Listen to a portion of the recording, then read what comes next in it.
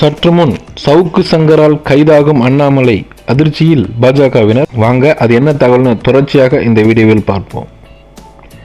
பெண் காவலர்களை அவதூறாக பேசிய வழக்கில் யூடியூபர் சவுக்கு சங்கர் கைது செய்யப்பட்டிருக்கும் நிலையில் தமிழக காங்கிரஸ் கமிட்டியின் பொதுச் செயலாளர் காண்டீபன் தமிழக டிஜிபியிடம் வழங்கியுள்ள புகார் கடிதத்தில் சமீபத்தில் சவுக்கு சங்கர் அளித்த பேட்டியை எடுத்தபோதுதான் தமிழக காவல்துறையில் கண்ணியமிக்க பெண் காவலர்கள் அதிகாரிகளை தனிப்பட்ட முறையில் இழிவுபடுத்தியதுடன் அவர்களை காவல்துறை கூடுதல் டிஜிபி அந்தஸ்தில் உள்ள உயர் அதிகாரிகளுடன் தொடர்புபடுத்தி சர்ச்சைக்குரிய வகையில் பேசியதாக ஒரு வழக்கில் சவுக்கு சங்கர் கைது செய்யப்பட்டார்.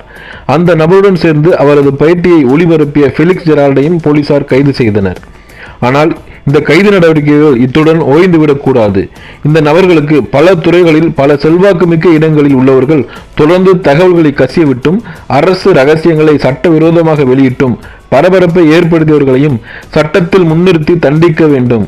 அத்தகைய சட்டவிரோத செயல்பாடுகளில் ஈடுபட்ட நபர்களின் முக்கியமானவர் சவுக்கு மீடியா நிறுவனத்தின் எடிட்டர் இன் சீஃப் என நியமிக்கப்பட்ட கிரைம் ரிப்போர்ட்டர் என தன்னை அழைத்துக் கொள்ளும் முத்தலீப். இந்த நபர் தங்களுக்குள்ளேயே போலீஸ் செல்வாக்கை பயன்படுத்தி சவுக்கு சங்கர் கைதாவார் என்பதை முன்பே யூகித்து சவுக்கு மீடியாவில் இருந்து தனிப்பட்ட விஷயத்துக்காக விலகுவதாக சொல்லி வெளியேறியவர். சவுக்கு மீடியா யூடியூப் பக்கத்தில் இடம்பெற்ற சர்ச்சைக்குரிய பேட்டியில் இந்த நபர் முக்கியமானவர்.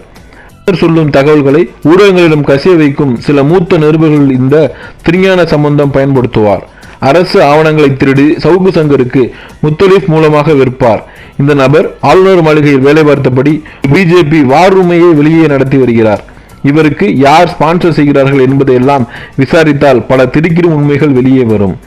இந்த திருஞான சம்பந்தம் கௌரவ ஆலோசகர் பதவியில் நியமிக்கப்பட்டவர். ஆனால் ஆளுநரிடம் இருந்து ஆராய்ச்சிக்காக ரூபாய் 10 லட்சம் வரை நிதி பெற்றுள்ளார். இதை நான் தகவல் அறியும் உரிமை சட்டம் மூலம் கிடைத்த தகவலின் அடிப்படையில் பதிகிறேன். இடைத்தரகர்களாக செயல்பட்டுக் கொண்டிருக்கும் சவுக்கு மீடியாவின் எடிட்டர் இன் சீஃப் என்று சொல்லிக்கொண்டு தெரியும் முத்தலீப் லியோ கவர்னரின் ஊடக கௌரவ ஆலோசகர் என கூறிக்கொண்டு தமிழக அரசுக்கு எதிராக சட்டத்திற்கு புறம்பாக அனைத்து திருட்டு வேலைகளை செய்து வரும் திருஞான சம்பந்தம், பாஜகவின் அமர் பிரசாத் ரெட்டி ஆகியோர்களை தமிழக அரசு சம்பந்தப்பட்ட பல முக்கிய அரசு ஆவணங்களை திருடி வெளியிட்ட இந்த கும்பலை விரைவில் கைது செய்ய வேண்டும் என்று கேட்டுக்கொள்கிறேன். மேலும் Savukku Shankar, Felix Gerald, Muthalif Leo, Thirugnana Sambandham, Amar Prasad Reddy மற்றும் கே அண்ணாமலை ஆகியோரின் கடந்த ஒரு வருட செல்போன் அழைப்புகளை ஆராய்ந்தாலே இவருடைய உள்ள நெருக்கமான தொடர்புகளின் குட்டு வெளிப்படும் என்று அவர் தெரிவித்திருக்கிறார்.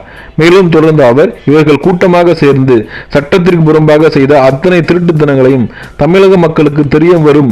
இவர்களை இயக்குவதே தமிழக பாஜக தலைவர் அண்ணாமலை தான். இவர்கள் செய்வது பத்திரிகை தர்மத்திற்கு எதிரான செயல், அப்பட்டமான மனித உரிமை மீறலாகும்.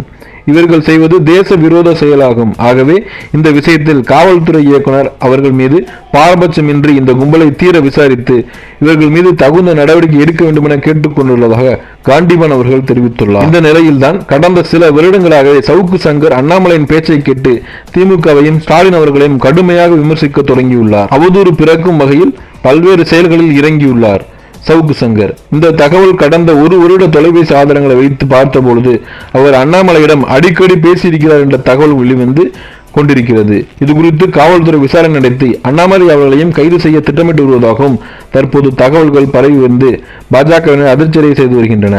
மேலும் இது குறித்து அதிகாரப்பூர்வ தகவல் எதுவும் இதுவரை வெளிவரவில்லை என்பது குறிப்பிடத்தக்கது.